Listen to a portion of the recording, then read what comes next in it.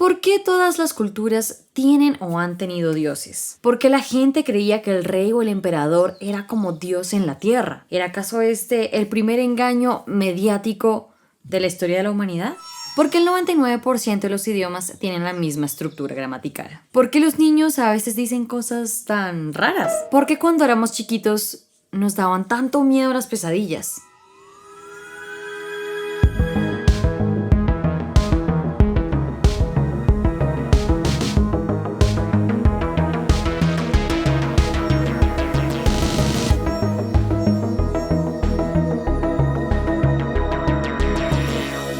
Hola a todos y bienvenidos a Sapiens Procesual, la versión extendida de la historia de nuestra especie. En esta serie de videos intentaré responder a estas preguntas que mencioné al principio a través de la teoría histórico-genética de la cultura. Pero antes, una rápida presentación. Soy Paula Cadena, una estudiante de Comunicación Audiovisual y Sociología, ya casi a punto de graduarme, y me gustaría contarles mi experiencia estudiando sociología para introducir por qué decidí a mis 25 años lanzar mi glamurosa carrera como youtuber para hablar de esta fascinante temática.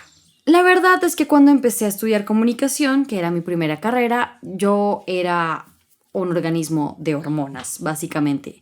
Ni átomos, ni células, tal vez un poquitín de cerebro, porque pues, hombre, uno tiene que moverse, pero en realidad era un desastre. Entonces yo no sabía muy bien qué estaba haciendo en la universidad, pero sabía que eso era lo que tenía que hacer. Afortunadamente, comunicación es una chimba y pues estoy aquí contenta haciéndolo. La cosa es que mi universidad tenía la posibilidad de hacer 2 carreras y en esas decidí estudiar sociología. Los cuentos que contaban los autores de sociología se me hacían súper chéveres, muy interesantes, y tenía profesores muy pilos que eran como cerebros andantes que me llamaban muchísimo la atención. Además, y debo admitir esto, yo, una parte ingenua de mí, creía como, bueno, voy a estudiar sociología y así voy a conocer todo respecto a la sociedad, al ser humano, porque yo soy como soy, porque Colombia es como es, y voy a salvar al mundo de las injusticias y males de el universo. Sin embargo, por supuesto, esto no fue así, porque heme aquí siendo una youtuber, y esto porque creo que cuando uno empieza una carrera, uno piensa que la disciplina es como un charquito, ¿no? Como un charquito que uno va, pisa, se moja y ya está. Y es como uno va a donde la tía y le dice, mire tía, la sociología es esto, la sociedad es esto, usted es esto, y pues claramente no era así. Realmente me enfrenté con un mar de conocimiento gigante, como en cualquier disciplina en el que uno está patalee y como ahogándose, y realmente es mucho más entretenido eso que el charquito sucio. La cosa es que en sociología pasaba algo particular, y es que mientras que en otras carreras científicas, porque pues estamos hablando de una ciencia social, a los estudiantes les facilitaban un flotadorcillo al cual agarrarse y como medio asirse, y como que les daban más o menos como un caminito. Yo en sociología sentía que estábamos patalee y terminamos con los ojos súper rojos de la sal del mar, obviamente, y sacando agua por la nariz. ¿Por qué? La sociología no es una disciplina que propiamente acumule conocimiento. Es decir, que Parsons no tiene nada mejor que decirle a Marx, y que bien puede utilizar al uno o al otro, o utilizar alguna de sus categorías para analizar algo hoy. Mientras que en otras ciencias, como digamos la física, podríamos decir que Newton tuvo un conocimiento más adecuado que Aristóteles, y a su vez Einstein respecto a Newton. Ningún físico va a llegar y decir, agarremos la física de Aristóteles y construyamos un cohete. Bueno, no sé si los físicos construyen cohetes, pero bueno, para el ejemplo es suficiente. Entonces, yo sé que los seres humanos somos una especie especial, pues porque podemos ser youtubers y tenemos memes y construimos casas y vamos a la luna y todo eso. Pero somos una especie tan especial que ni siquiera las ciencias sociales pueden decir como algo firme al respecto, porque parece que ni la neurociencia ni el marketing dudan de que sí sea posible. En segundo lugar, la sociología no es propiamente experimental. No podemos, para ver qué pasa, incitar una guerra entre 2 poblaciones, y tampoco podemos crear una población de control y otra experimental para ver qué pasaría si ponemos a Trump como presidente. Sin embargo, en nuestro caso tenemos a la historia, que, o sea, eso quiere decir que ya tenemos la mitad de la tarea hecha. La cosa es que la sociología contemporánea parece olvidar este hecho. Y aunque pudiera apoyarse en otras disciplinas que sí son experimentales y que giran alrededor del ser humano, no lo hacen. ¿Por qué? Porque es un discurso. Y no cualquier discurso. Es un discurso occidental. Y eso me lleva a lo siguiente, y es el problema de la evaluación del conocimiento en las ciencias sociales. Y para esto solo voy a decir The Sokal Affair. ¿Qué es esto del embrollo del Sokal? Resulta que en los 90, un señor, Alan Sokal, decidió hacer un experimento. No es un experimento, es una broma. Hizo una broma y se cagó en las ciencias sociales de ese momento, sobre todo en el posmodernismo. ¿Qué hizo? Este señor envía un paper a una revista prestigiosa de ciencias sociales llamada Social Text y allí escribió un artículo sobre cómo la gravedad era relativa, o más bien, sobre cómo la gravedad era un discurso más como cualquier otro discurso humano, pues. Eso quiere decir que si la sociedad se ponía de acuerdo y dejaban de creer de alguna forma en la gravedad, esta no existiría. O sea, no sé si tengo que decir más, pero voy a decir más. En 2018, 3 académicos decidieron repetir el experimento de una forma más ética. Estos investigadores escribieron 20 artículos de pura mierda y los mandaron a distintas revistas académicas para ver si eran aprobados. Los títulos de los artículos los pondré por acá para que vean el nivel de ridiculez. Total, que estos 20 artículos, 7 fueron aceptados y 6 estaban en proceso, pero estos manes no se aguantaron las ganas de decir ¡era una broma! Y parar todo. Entonces, volviendo a mi experiencia personal, yo me sentía en una miscelánea de teorías. Que los medios y modos de producción, que los estadios del desarrollo, que los tipos ideales y luego los contemporáneos, que el hábitus, que el individuo, que los sistemas de comunicación, luego que todo es líquido y finalmente que todo es un discurso occidental que es imposible conocer y que hay que descolonizarnos. Y aunque efectivamente me descolonicé y me empoderé tanto como mujer como latinoamericana, y no lo digo de chiste, sino en serio, porque pues nacer en un país como Colombia es un video respecto a las referencias en Europa y tal, pero en algún punto la cosa empezó a perder un poco el sentido. La crítica de la crítica de la crítica, el análisis del discurso paranoide, el lugar de enunciación, la visibilización y reivindicación de absolutamente todo me hizo sentir perdida y hasta llegué a sentir que mi tía sabía mucho más de sociedad que yo que pues, estaba estudiando sociología. Yo honestamente pensaba en mis adentros, bueno, qué bien que tengo comunicación audiovisual, un terreno más estable, como más práctico, en el que puedo pues hacer mis cositas y ya. De esta forma me resigné a conocer realmente y veía las materias un poco como si fuera una señora millonaria y viuda que va a sus clases de filosofía cada martes.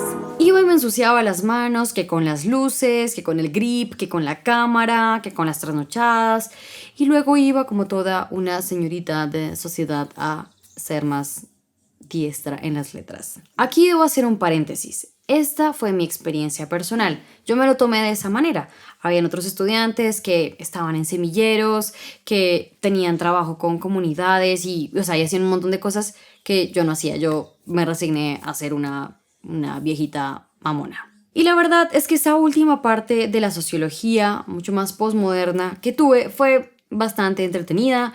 Yo me sentía como una intelectual cínica que todo lo veía con desdén, pero sobre todo me sentía con una superioridad moral. Yo sí soy consciente, yo sí sé que esto es un discurso, yo sí voy a reivindicar y visibilizar absolutamente todo, porque yo sí sé que esto es un discurso occidental opresor que nos tiene jodidos y nos lava la cabeza a todos. Para mi fortuna, en medio de esta confusión, tuve profesores realmente muy apasionados intelectualmente, eso sí, de distintas corrientes, que incentivaron en mí ir más allá del mamerteo intenso, juvenil y hormonal tan característico de los primeros semestres, que hacía mucho clic con el postmodernismo paranoide de todo es un discurso occidental, que además no era solo occidental, sino opresor, hegemónico y totalizador. Pero creo que mi panorama empezó a cambiar cuando tomé una clase que se llamaba Estudios de Población. El primer trabajo era sobre la evolución del hombre, y yo en mis adentros como, ¿vamos a criticar el concepto de evolución? ¿O cómo el concepto de evolución es evolución del hombre y no de la mujer? ¿O de cómo es un constructo occidental oprimidor? ¿O cualquier cosa que involucre alguna crítica? Pues recuerdo que efectivamente mi primer trabajo en esa clase fue una crítica sosa de quién sabe qué. Yo que no salía de mi ciudad, yo podía criticar la evolución. Sin embargo, la profesora, muy clara, muy hábil y muy pedagógica, supo llevar su clase tanto por los estudios de población como por una versión mini de la historia del pensamiento científico. Leímos a Malthus, a Marx, a Meadows y a otra gente que hablaba sobre el ser humano y los estudios de población. Pero lo que identificamos aquí fue una lógica de desarrollo del conocimiento. La forma en cómo Malthus veía al ser humano en sociedad era muy distinto a cómo lo veía luego Meadows. Al final de esa clase, en esta misma onda de encontrar la lógica de desarrollo, leímos a un señor que se llama Eduardo Punset y un libro de divulgación maravilloso que no puedo dejar de recomendar, que se llama El viaje a la felicidad. En este libro, este señor integraba el aterrador, colonizante y occidental conocimiento de la genética, la neurociencia y la biología con la importancia de las relaciones sociales en una fórmula de la felicidad que él, se ingenió. Pues esto me mató, la interdisciplinariedad del conocimiento, los puentes que se hacen entre las ciencias y en medio de la complejidad del tema, porque, la felicidad, ¿qué es eso? Este señor lo exponía con muchísima claridad. Al final, el mensaje que me quedó de esa clase es que no basta con mirar el ombligo de la propia disciplina, sino que hay que hablar con los vecinos de otras ciencias para ver ellos qué tienen que decir del ser humano. El ser humano no es solo su organización social, y para entenderlo no basta, y repito, no basta, con un discurso bien argumentado sobre sus prácticas, cosmovisiones y discursos. Ahí sentí como el flotador me golpeó en la cara. Pero digamos que no era como un chaleco así equipado, como que a uno lo hace flotar, así uno esté, no sé, en dónde, sino era como esos flotadorcillos así como de bracito y era solo uno, entonces uno estaba como ahí, pero era algo. Yo ahí dije como, pero de nuevo, recordemos que seguía siendo una hormona, entonces fue como, pero sigamos perreando. En este contexto desolador y a la vez esperanzador, semestres más tarde me encontré con una clase genial, pero sobre todo me topé con este libro. Teoría histórico-genética de la cultura, la lógica procesual en el cambio cultural. Escrito por Günter Düx. Pues cuando lo leí no van a creer lo que pasó. No entendí nada, o sea, yo lo leía y y no entendía nada. Era complicado. Pero en el transcurso de los textos de esa clase y adicionalmente gracias a un grupo maravilloso de investigaciones histórico-genéticas, pude entender lo que estaba diciendo este tipo y quedé así como ¿qué es esto? O sea, a mí se me hizo una locura y se me hizo revolucionario y yo dije, yo no me puedo guardar este hit. O sea, no me lo puedo guardar y enos aquí. Por eso estoy aquí exponiendo este librillo. Y esto es lo que les vengo a contar en este canal. Porque esta teoría abre una puerta distinta y novedosa para entender por qué nos organizamos como nos organizamos, tanto actualmente como en el transcurso de nuestra historia. Porque la gente ha pensado como ha pensado. ¿Y qué tiene que ver el pensamiento con las formas en las que nos organizamos? Así, en mi tesis de Sociología y Comunicación Audiovisual, me puse como propósito agarrar la teoría y desmenuzarla y sobre todo yo misma entenderla para poderla transmitir en un lenguaje mucho más coloquial, mucho más amigable y sobre todo mucho más sencillo. Lo que hice fue dividir la teoría con ayuda de mi asesor de tesis en 3 partes, así como la bacana ni sabe contar y ya está desglosando una teoría. Y para desglosar cada parte me apoyé en otros autores que explican más detalladamente y con ejemplos así como más con plastilina y como con metáforas chistosas, lo que dice Dux. Entonces tengo tanto autores de divulgación como autores que nunca dejan una explicación teórica sin una comprobación empírica. Lo que haremos en esta serie de videos es ir detrás de las estructuras de pensamiento para ver cómo surgieron de la naturaleza, es decir, de cómo de un grupo de células o de carne, como lo quieran llamar, pudo surgir un alma. ¿Cómo haremos para estudiar la teoría histórico-genética? Primero, empezaremos por reconciliar el vínculo que existe entre la naturaleza y el ser humano, porque de no ser así, nos seguiremos quedando enredados en que todo es un constructo o un discurso social. Iremos detrás del constructo para ver cómo surgió. Y para que no nos quede duda de que hacemos parte de la vida biológica en general, como cualquier otra especie, en la primera temporada nos remontaremos a la evolución del ser humano para ver cómo después de mucho salseo y drama de especies surgiendo y extinguiéndose, surge el Homo sapiens sapiens, con una constitución antropológica bien particular en la cual se destacan sobre todo 3 cosas. Primero, un cerebro flexible y plástico. Segundo, una forma de socializar con otros seres humanos. Y tercero, un lenguaje articulado que nos permite decir, por ejemplo, la ciencia es un constructo ideológico más. El pensamiento y la cultura no nos cayeron del cielo, no somos la especie elegida, ni llegamos al mundo inteligentes y con un iPhone en la mano. Esto quiere decir que nuestra humanidad fue el resultado de un largo proceso, en el que muchas condiciones de posibilidad tuvieron que encontrarse para que fuéramos posibles. De hecho, según Stephen Jay Gould, si la cinta de la vida se rebobinara y se volviera a empezar otra vez desde el principio, el planeta Tierra estaría ahora poblado por una variedad completamente diferente de formas de vida, entre las que no nos encontraríamos nosotros. Este largo proceso desembocó en lo que Dux llama como autonomía constructiva. Ya no solamente estamos dominados por sustancias bioquímicas, a menos de que hayamos tomado mucho alcohol, sino que tenemos que construir nosotros mismos nuestras formas de pensar y nuestras formas de actuar. ¿En qué momento lo construimos? Durante toda nuestra vida. Por eso el cerebro flexible. Sin embargo, son clave los primeros momentos de nuestra vida. Por eso, en la segunda temporada, haremos un zoom al sujeto y a su ontogénesis, es decir, al surgimiento del ser. Uno de los tipos más pilos en estudiar este proceso fue Jean Piaget, quien revolucionó al mundo, excepto en la sociología porque estaba de paseo, con sus hallazgos respecto a cómo de una serie de células que se convierten en un bebé puede surgir en este proceso el pensamiento, la inteligencia, el alma o el espíritu.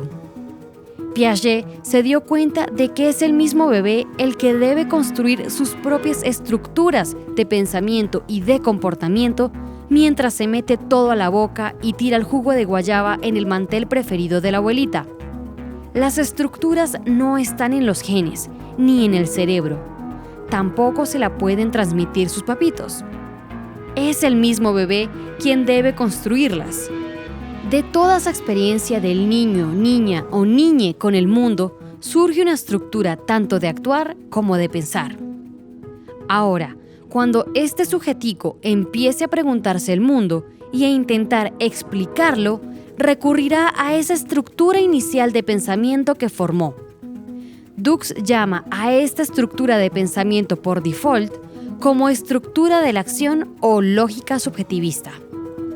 Se llama así porque a la hora de entender cualquier cosa, se lo explica como si fuera el resultado de la acción de alguien. Es una relación de 2 puntos, origen y fin, pero no se explica el proceso de cómo se llegó de un momento inicial a un momento final. Las historias de creación respecto al origen del mundo de distintas culturas son un buen ejemplo, aunque no son el único. pues resulta que la lógica subjetivista ha sido la lógica de explicación que hemos utilizado durante casi toda nuestra historia como especie humana. De hecho, hasta hace tan solo entre 2 a 5 siglos, es decir, solo hasta la llegada de la modernidad, pudimos pensar de una forma diferente. Ya no decimos que el sol salió porque nos portamos bien, sino que las explicaciones giran alrededor de las relaciones entre los fenómenos independientemente de la acción del ser humano. Poco a poco dejamos de creer que el mundo gira en función de nosotros y nos interesan más las relaciones y los procesos entre las cosas. Voilà, el surgimiento de las ciencias. Y en un abrir y cerrar de ojos, pasamos de entender que la Tierra no es el centro del universo a grabar videos con filtros chimbitas en Instagram. Como ese cambio en la forma de entender el universo no se dio en el vacío, sino que de nuevo muchas condiciones de posibilidad tuvieron que encontrarse para que fuera posible cambiar de paradigma, en la tercera temporada estudiaremos la historia, porque para Dux el impulso para pensar de otra manera está en los cambios de la estructura social, o sea, en los cambios en la organización del poder, en el que, por supuesto, hay gente real involucrada. Estos cambios sociales presionan a las personas que los sufren a reflexionar sobre su mundo y a actuar de forma diferente, sembrando la semilla de futuros cambios socioestructurales. De esta forma, surge una nueva lógica que vuelve obsoleta a la lógica subjetivista. Surge la lógica sistémico-procesual que encontramos en las ciencias naturales, cuyo interés, como dije, recae en las relaciones causales entre los fenómenos para así tener un conocimiento más adecuado del mundo natural. Esta misma lógica sistémico-procesual es la que Dux ha intentado utilizar en su propia teoría, y es por eso que haremos esta exposición a través de, primero, la historia evolutiva de nuestra especie, segundo, el desarrollo biológico-social del individuo y tercero, por la historia y el desarrollo de las formas socioculturales.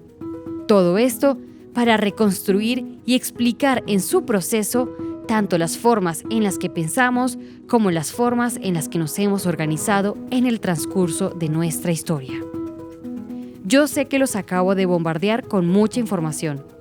Los invito a ver cada uno de estos videos en los que detallaré todos estos temas de una forma clara y espero divertida. Acompáñenme entonces en este mar de conocimiento por la arqueología, la biología, la neurociencia, la psicología, la historia y la sociología para entender mejor al ser humano. Les prometo que les daré flotadores. Muchas gracias por escuchar y nos vemos en un próximo episodio.